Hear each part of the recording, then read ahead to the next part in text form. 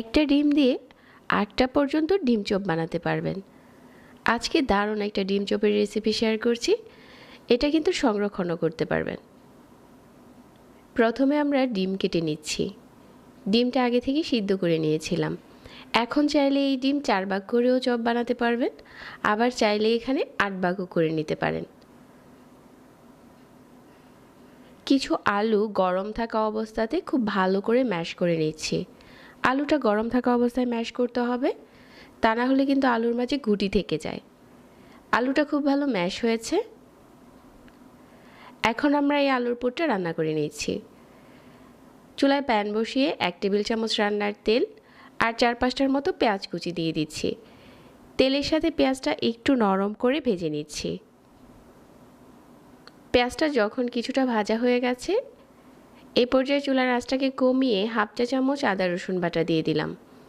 আদা রসুন বাটাটা কিছুক্ষণ নেড়েচেড়ে মিশিয়ে এখানে 1/4 চা চামচ করে দিয়ে দিচ্ছি গুঁড়া মশলা, মরিচ, হলুদ, ধনিয়া আর ভাজা জিরার গুঁড়া।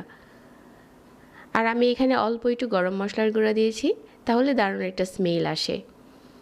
এখন দিয়ে দিচ্ছি ধনেপাতা কুচি, কাঁচামরিচ কুচি আর ম্যাশ করে নেওয়া আলু, স্বাদমতো লবণ। সব কিছু একসাথে করে মিশিয়ে নিচ্ছি। আমাদের আলুর পুর রান্না হয়ে গেছে।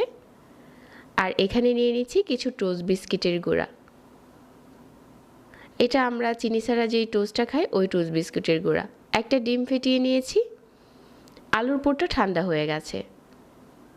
এখন এখান থেকে নিয়ে প্রথমে হাত দিয়ে এরকম চ্যাপটা করে নিয়েছি, আর মাঝ বরাবর এরকম করে ডিমের স্লাইসটা দিয়ে সাইড থেকে এরকম লম্বা করে বানিয়ে নিচ্ছি।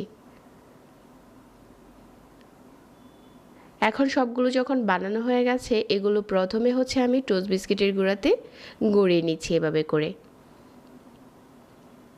তারপর ডিমে ডুবিয়ে নিচ্ছি।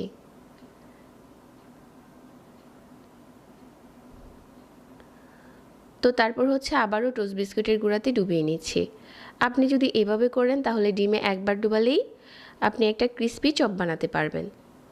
এইভাবে করে সবগুলো চপ বানিয়ে নিয়েছি। আর চপগুলো কিন্তু চাইলে এই পর্যায়ে ডিপ ফ্রিজে সংরক্ষণ করতে পারবেন। যখন দরকার হবে শুধু ডুবো তেলে ভেজে নেবেন। ডিপ ফ্রিজ থেকে বের করে গরম তেলে ছেড়ে দিলে হয়ে যাবে।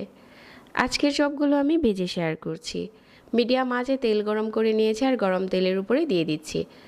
ভিতরে কিন্তু সব কিছুই কুক করা আছে। চুলার আঁচ মিডিয়ামে রেখে এগুলোকে লাল করে ভাজতে হবে।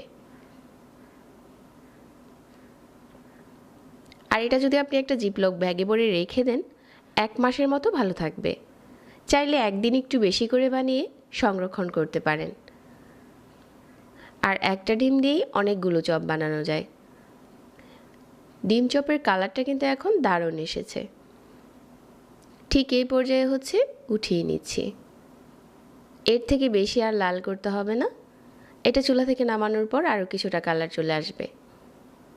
সিম্পল রেসিপিতে দারুণ একটা ডিম চপ বানাতে পারবেন। ওরকম কিছুই লাগবে না।